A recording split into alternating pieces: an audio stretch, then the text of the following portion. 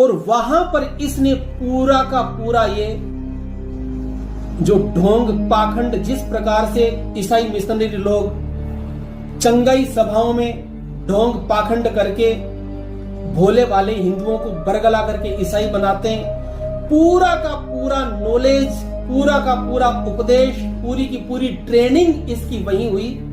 यह व्यक्ति छिपावा ईसाई है।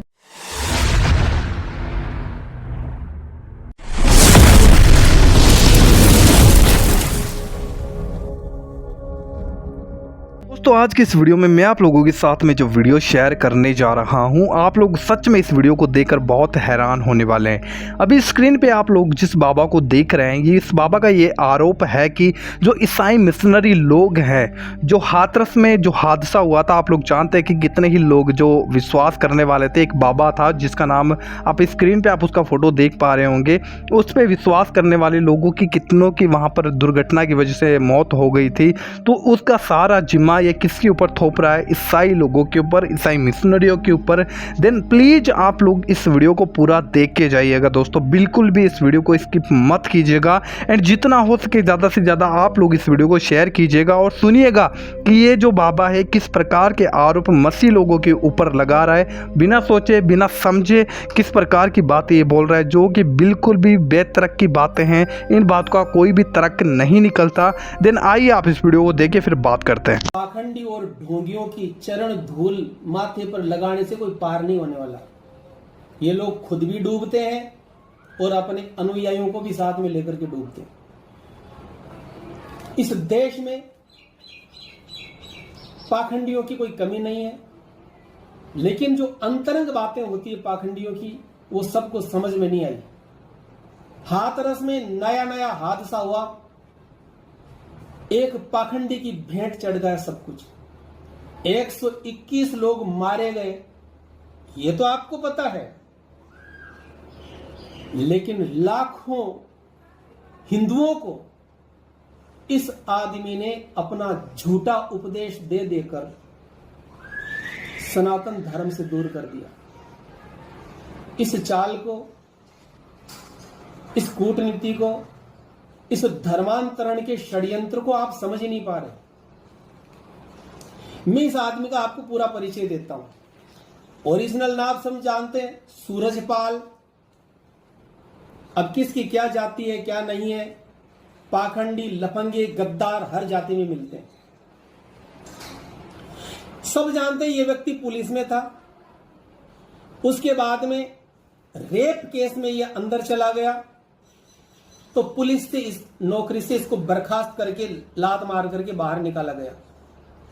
इसके बाद में यह व्यक्ति आया ईसाई मिशनरियों के संपर्क में, और वहां पर इसने पूरा का पूरा ये जो ढोंग पाखंड, जिस प्रकार से ईसाई मिशनरी लोग चंगाई सभाओं में ढोंग पाखंड करके भोले भाले हिंदुओं को बरगला करके ईसाई बनाते हैं, पूरा का पूरा नॉलेज, पूरा का पूरा उपदेश, पूरी की पूरी ट्रेनिंग इसकी वहीं हुई।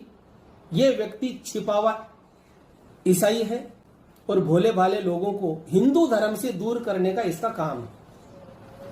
अब होता क्या है, इसकी खुद की लड़की को कैंसर हो गया था, और उस कैंसर को ठीक करने के लिए इसने ढोंग पाखंड, ये पानी पिलाना और इसने सारे नाटक किए, लेकिन इसकी लड़की मर गई। मैं आपसे कहना चाहता हूं कि जो आदमी अपनी खुद की लड़की की जान नहीं बचा पाया, वो दूसरों की बचाएगा।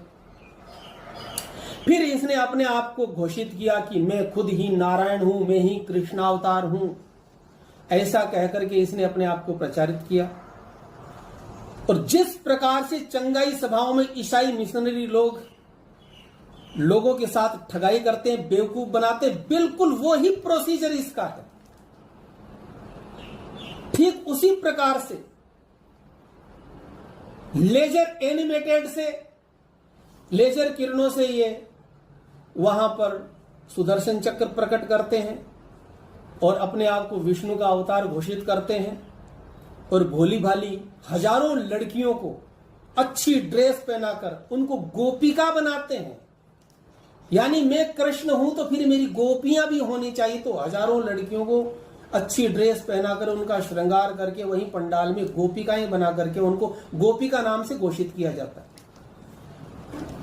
24 आश्रम है और ये 24 आश्रम केवल धर्मांतरण के अड्डे हैं और कुछ नहीं है। छद्म रूप से ये सीधा सीधा ये लोग हिंदुओं को ईसाई नहीं बनाते हैं, ये लोग जमीन तैयार करते हैं। इनका काम इतना ही होता है कि लोगों को सनातन धर्म से दूर करना। और ये अकेला नहीं है, बाबा रामपाल भी यही करता था, अभी जेल की हवा खा रहा है। राम रहीम ने भी यही किया, राधा स्वामी सत्संग व्यास वाले भी यही करते हैं।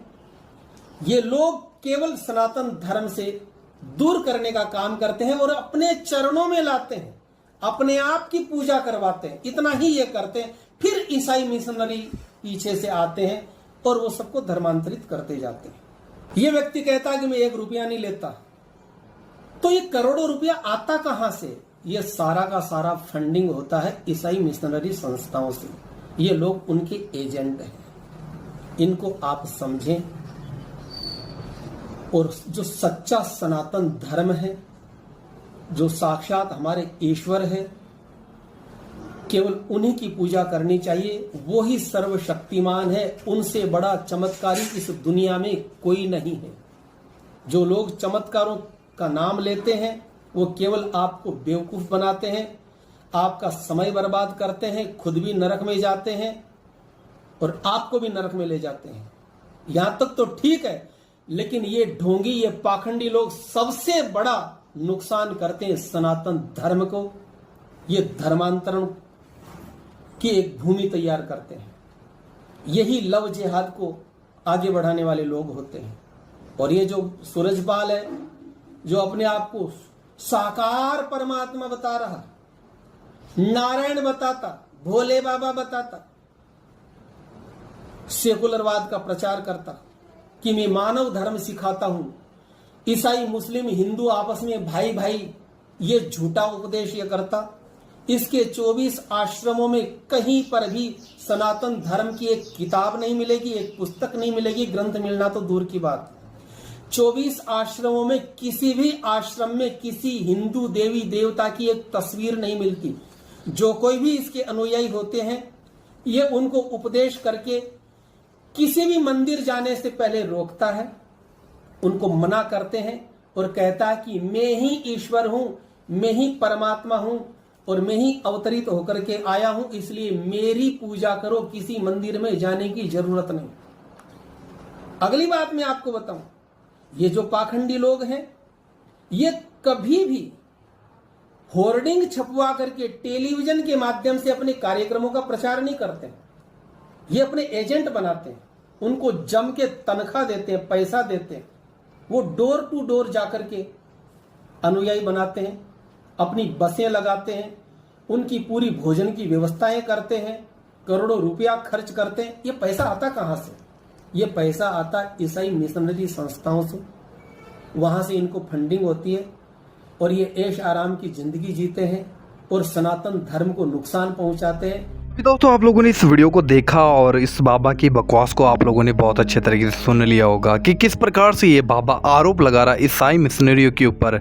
जो हाथरस में जो हादसा हुआ था, आप लोग जानते हैं कि कितने ही लोग जो उस बाबा के ऊपर विश्वास करते थे वहाँ पर गए, जब उसके चरणों की मिट्टी उठाने के लिए जब वो वहाँ पर पहुँचे तो किस प्रकार से वहाँ पर हादसा हुआ। लगभग 120-21 लोगों की जान का नुकसान वहाँ पर देखने को मिला। तो ये बाबा क्या कर रहा है, वो सारा जो भी सारा जिम्मा किसके ऊपर थोप रहा है, ईसाई मिशनरियों के ऊपर। और इसका ये आरोप है कि ये सारा एक षड्यंत्र बनाते हैं। पहले ये क्या करते हैं कि पहले इस तरीके से बाबाओं को तैयार करते हैं, फिर उनका एक ऐसी ज़मीन को तैयार करते हैं और आखिर में क्या करते हैं, ये धर्मांतरण करते हैं। ये सारा ईसाई मिशनरियों से फंड आता है, जो इनके पास में पैसा आता है। किस प्रकार की बात ये कर रहा है, जिन बातों का कोई तर्क नहीं निकलता दोस्तों। मैं आप लोगों को ये बताना चाहता हूँ कि जो कोई व्यक्ति प्रभु यीशु मसीह की सेवा करता है वो कभी भी किसी अन्य देवी देवताओं का प्रचार नहीं करेगा, ये सच है। लेकिन जो हाथरस का जो बाबा था, आप लोग जानते हैं कि वो अपने आप को विष्णु का अवतार बोलता था कि मैं ही ईश्वर हूँ, मेरे बिना तो कोई ईश्वर नहीं है। वो चक्कर घुमाता था, ना जाने कितनी ही बातें करता था और लोग उसे ईश्वर मानते थे, उस पर विश्वास करते थे। लेकिन अंजाम क्या हुआ वो आप लोग अच्छे तरीके से जानते हो। लेकिन इस तरीके के बाबा फिर ऐसी बातों का पूरा फायदा उठाते हैं और किस प्रकार का आरोप इन बातों को घुमा फिराकर सारी बातों को ईसाई लोगों के ऊपर लेकर थोप देते हैं कि ये सारा काम धर्मांतरण के चक्कर में हो रहा है। धर्मांतरण कराने के लिए लोगों की ज़मीन तैयार कर रहे हैं, एक ऐसी जगह तैयार कर रहे हैं ताकि लोगों के ब्रेन को वॉश किया जाए, उनका धर्मांतरण किया जाए। आप लोग सुन पा रहे होंगे जिन बातों का बिल्कुल भी तर्क नहीं निकलता है मेरे भाई बहनों, क्योंकि जो कोई प्रभु यीशु मसीह की सेवा करता है वो केवल यीशु की सेवा करता है, वो किसी इंसान की सेवा नहीं करता, वो किसी और की सेवा नहीं करता। आप लोग बहुत अच्छे तरीके से इस बात को जानते होंगे। मैं अगर आपको ये कहूँ कि मैं किसी सड़क से जा रहा हूँ और जाते जाते बीच में एक गड्ढा आ गया और मैं उस गड्ढे में मेरा नुकसान हो गया और मैं इस बात का आरोप लगा दूँ नहीं ईसाई लोगों ने ये गड्ढा खोदा है तब मेरा नुकसान हुआ है, तो सोच के देख लो किस तरीके की बुद्धि इस व्यक्ति की है जो अपने आप को बाबा बताता है और सीधे सीधे भड़काऊ बयान देकर ये लोगों को गुमराह करने की कोशिश कर रहा है। और बहुत से ऐसे लोग भी हैं जो ऐसे बाबाओं की विश्वास करते हैं, जबकि ऐसे बाबाओं को मैं आपको क्या बताऊँ दोस्तों, क्योंकि हमारा देश अंधभक्तों से भरा हुआ है और ऐसी अंधभक्तों की भीड़ को ये लोग क्या करते हैं, इस्तेमाल करते हैं ताकि उन्हें गुमराह किया जाए और धर्म के नाम पर उन्हें फिर फंसा लिया जाए, उनके ऊपर शासन किया जाए। ये लोग अच्छे तरीके से जानते हैं। लेकिन प्रभु यीशु मसीह कभी भी धर्म को, जात को स्थापित करने के लिए या फिर कोई षड्यंत्र रचने के लिए इस धरती के ऊपर नहीं आया, परंतु यीशु मसीह उद्धार करने के लिए आया। इस वीडियो को दोस्तों ज़्यादा से ज़्यादा शेयर कीजिएगा एंड हमारे इस चैनल को सब्सक्राइब कीजिएगा एंड विश्वास करता हूँ कि आप लोगों ने वीडियो को पूरा देखा। दिल से थैंक यू। प्रभु आप सभी को बहुत आशीष दे। जय मसीह की। God bless you.